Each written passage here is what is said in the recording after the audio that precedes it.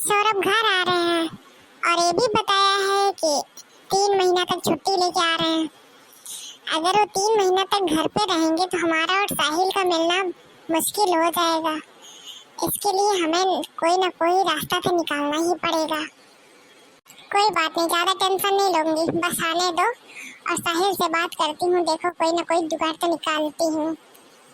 हाय मुस्कान, मैं आ गया। अरे सौरभ जी, आप आ गए? बहुत दिन बाद आप इतने दिन की छुट्टी लेके आए हो ना। अच्छा किया आप आ गए। हाय पापा, नमस्ते, कैसे हो? अरे मेरी बेटी, मैं अच्छा हूँ। कैसी हो? पढ़ाई वढ़ाई कैसे चल रही है? पापा पढ़ाई बहुत अच्छी चल रही, बस आपको बहुत याद कर रही थी मैं। हरदम मम्मा से पूछती थी पापा कब आएंगे, पापा कब आएंगे, तो मम्मा बताई कि पापा तुम्हारे बर्थडे पे आएंगे। कल मेरा है बर्थडे ना पापा, आप इसलिए आए हो ना। ठीक है सौरभ जी, आप और आपकी बेटी दोनों लोग बैठ के बातें करो, मैं जाऊँ आपके लिए कुछ गर्मा गर्म बना दूँ। ठीक है मुस्कान जी, आप जाइए। मैं बहुत थका भी हूँ और तब तक मैं अपने बेटी से बात कर लूँ और आप जाओ, कुछ बना दो, मैं खा लूँ। ठीक है, मैं जा रही हूँ। बेटा बताओ, तुम्हें बर्थडे में कौन सा गिफ्ट चाहिए? पापा हमको मोटर कार चाहिए, जो रिमोट से चलती है ना, बड़ी सी कार होती है उसमें बैठ जाओ रिमोट से, हमको वही चाहिए। ठीक है बेटा, हम तुम्हें वही वाला कार दिला दूंगा जो रिमोट से चलती है। तुम उसमें बैठ जाना, हम रिमोट चलाएंगे और तुम खूब घूमती रहना, खूब मस्ती किया जाएगा। ठीक? ठीक है पापा, थैंक यू मेरे प्यारे पापा, आई लव यू पापा। मैं साहिल के पास फोन कर दूं और उनसे बोल दूं कि बेहोशी वाली दवा ले आए, मैं उसी में डाल के दे देती हूँ, काम तमाम हो जाता है। हेलो साहिल। हाँ मुस्कान, बोलो क्या हुआ? अरे यार साहिल, बहुत बड़ा मुसीबत आ गई हम दोनों पे। अरे यार बताओ तो, कौन सी मुसीबत आ गई है? अरे साहिल, हम सौरभ आ गए हैं छुट्टी लेकर 3 महीने के लिए। अब तो हम दोनों का मिलना भी मुश्किल हो जाएगा, इसलिए कुछ ना कुछ तो करना ही पड़ेगा। तो मैं इसलिए फोन की हूँ कि कहीं से भी बेहोशी की दवा तुरंत लेके आओ, और पीछे वाला गेट खुला हुआ है, तुरंत लेके आओ, देके जाओ तुरंत। ठीक है, तुम बिल्कुल टेंशन मत लो, हम तुरंत 10 मिनट में लेके आ रहे हैं। हाँ यार, ज्यादा टाइम मत लगाना क्योंकि वो आए हैं ना, बहुत थके हुए हैं। तो मैं सोच रही हूँ कि उनको खाने या फिर कुछ चाय वाय दूंगी तो उसी में मिला के दे दूंगी, काम तमाम ही हो जाएगा। ठीक है, तुम टेंशन ना लो, हम तुरंत आ रहे हैं, बस 10-5 मिनट में। ये आ गए हैं तो मेरा और साहिल का मिलना बहुत मुश्किल हो जाएगा, इसलिए हमको इनको किनारे लगाना ही पड़ेगा किसी न किसी प्रकार से। लो, मैं लेकर आ गया। ये है सल्फास की टैबलेट। इसको खाने में चाहे जिसमें मिला के दे देना, वो आधे घंटे बाद बेहोश हो जाएंगे। फिर जो भी करना होगा फ़ोन करना, फिर बताना। ठीक, मैं चल रहा हूँ। ठीक है, आप जाओ जल्दी। सौरभ जी और बेटी उस वाले कमरे में बैठी है, दोनों बातें कर रहे हैं, इसलिए मैं तुरंत खाना वाना बना के तो तुरंत आपके पास फोन की हूँ। जा रही हूँ, अब खाने मिला के तुरंत दे दूंगी खाना। जैसे वो बेहोश होते हैं तुरंत फोन करेंगे, तुरंत आना और कहीं दूर मत जाना, इधर उधर आप आस पास में ही रहना, ठीक है? जैसे कि मैं फोन करूँ तुरंत आ जाओ। ठीक है, तुम बिल्कुल टेंशन मत लेना, मैं आस ही पास रहूँगा। जैसे फ़ोन करोगी मैं 2 मिनट में तुरंत आ जाऊँगा। अब तो मिला दी हूँ, लेके जाऊँ सौरभ जी को खाना दे दूँ। सौरभ जी खाना बना के रेडी कर लाए हैं, ठीक? लीजिए आप खाना खा लीजिए और आराम करिए आप। ठीक है, लाओ, हम और मेरी बेटी दोनों लोग खाना खाते हैं आज। सौरभ जी आप खाना खा लीजिए, मैं अभी परी बिटिया को आराम से खाना खिला दूंगी।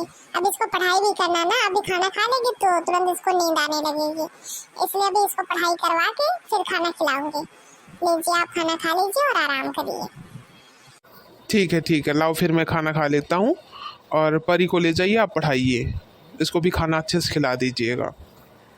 परी बिटिया चलो उस वाले कमरे में, तुम्हें पढ़ाई करवाते हैं, पापा को खाना खाने दो, पापा बहुत दूर से आए, थके हुए हैं ना। ठीक है मम्मा, बस ये खाना खा ले, उसके बाद मैं सौरभ को फोन करती हूँ। अरे मुस्कान, आओ पास में बैठो तो। अरे सौरभ जी, आप भी ऐसी बात करते हो। अभी जाए परी बिटिया को पढ़ा दें, पढ़ाने के बाद उसको खाना भी खिलाना है। आप आराम से खाना खा लीजिए ना। ठीक है, फिर जाओ मैं खाना खा लेता हूँ।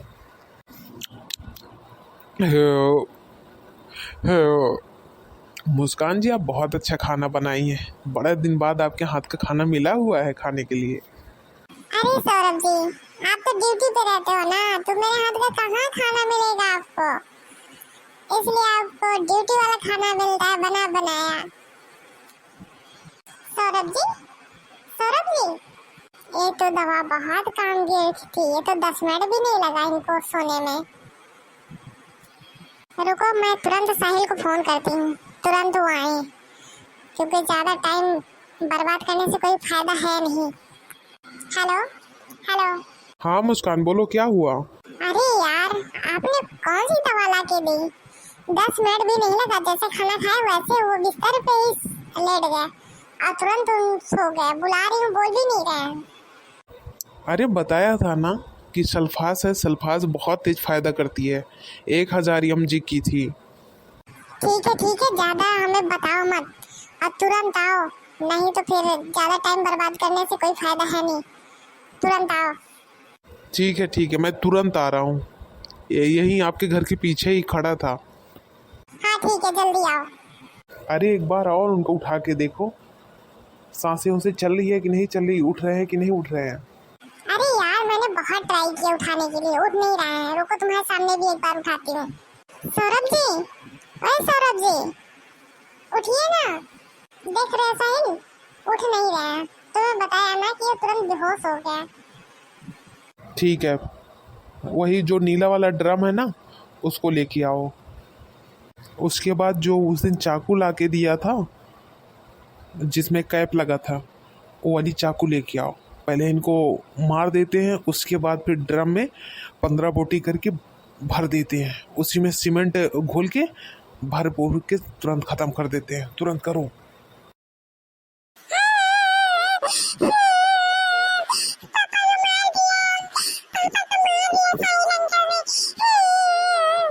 अरे यार मुस्कान, इसको हटाओ और इसको चुप कराओ, नहीं तो ये तो सबको बता देगी पापा को साहिल नहीं मारा है।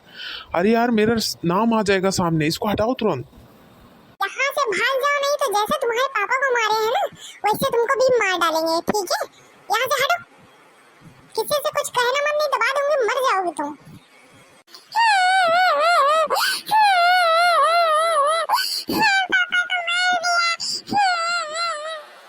यहाँ से हट नहीं रही हूँ ना, अभी 2 थप्पड़ मारूंगी, अभी सही हो जाओगे।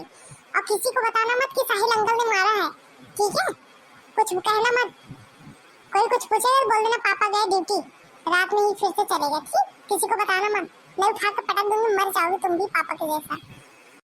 मुस्कान, तुरंत जाओ, ड्रम लेके आओ, उसी में इनको डालते हैं और सीमेंट की जो बोरी लाई थी डाल दो। तुरंत तुरंत इसको लाइन पे लगाओ, नहीं तो फंस जाएगा। अरे यार मुस्कान, ये बोरी तो पकड़ो, इसमें 50 किलो रहता है, उठ नहीं पा रहा है हमसे। तुरंत थोड़ी सहायता करो ना, इसमें डालें। अब सारा काम हो गया, ये ड्रम उठवाओ और जो स्टोर रूम है वहाँ पर चलो बंद कर देते हैं, ठीक है? अरे साहिल, आपने बहुत अच्छा काम किया। जब से मैं सुनी कि सौरभ छुट्टी आ रहा है, तब से मैं यही सोच रही थी क्या करूंगी, कैसे आपसे मिलना होगा।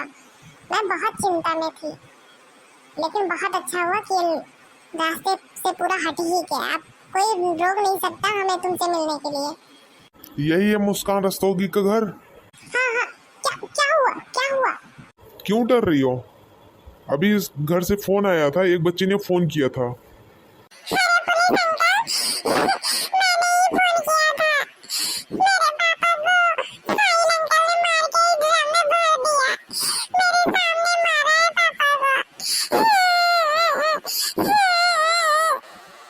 क्या ये बच्ची सही बोल रही है? मुस्कान जी बोलो, और साहिल तुम, जो बच्ची बोल रही है वो सही बोल रही है या फिर गलत?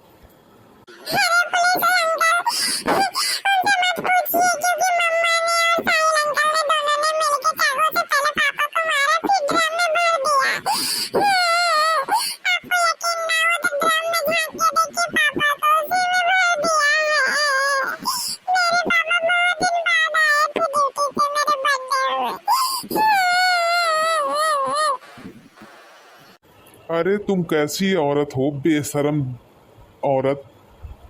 तुझे तो औरत कहने में भी शर्म आ रही है, बदतमीज कहीं की। और तू साहिल, अब तो तुम्हें जेल की रोटी खाना ही पड़ेगा। और जेल की ही नहीं, हम यही गुजारिश करेंगे अदालत में, हर जगह से, कि तेरे को फांसी होनी चाहिए। और मुस्कान, तुमने क्या सोचा कि पति को मार के इसके साथ तुम रंगरलियां मनाओगी? ऐसा हो सकता है? किसी को पता नहीं चलेगा? जब इस छोटी बच्ची को इतना पता है कि कोई चीज क्राइम होने के बाद पुलिस के पास फोन किया जाता है, तो बच्ची के होते हुए क्यों किया? अब तो तुम फंस गई। चलो तुरंत थाने, तुम्हारी तो वहाँ अच्छे से इंक्वायरी की जाएगी। अरे साहब मैंने कुछ नहीं किया। मुस्कान ने कहा, जैसे कहा वैसे मैंने किया। अरे साहब माफ कर दीजिए। अरे साले कुत्ते की औलाद, बोल रहा है कि मैंने कुछ नहीं किया, मुस्कान के कहने पे किए हो साला। चल, थाने में ही जो कहना होगा कहना, उसके बाद तुझे फांसी की सजा होनी ही चाहिए। हाँ पुलिस वाले अंकल, जैसे पापा को मार दिए ये लोग, वैसे ही इन दोनों की फांसी की सजा होनी चाहिए। हमें ऐसी मम्मा नहीं चाहिए, हमें ऐसी मम्मा नहीं चाहिए। जब ये पापा को मार सकती है तो हमें भी मार सकती है। पुलिस वाले अंकल, इन दोनों को ले जाइए। पापा को काट के ड्रम में भर दिया। पापा कितना खुश थे कि कल मेरा बर्थडे भी नहीं मना पाए पापा। तुम दोनों खड़े खड़े मुंह क्यों देख रहे हो? निकलो तुरंत, चलो मेरे साथ। बेटा तुम मेरे साथ चलो, तुम डरो मत, ठीक?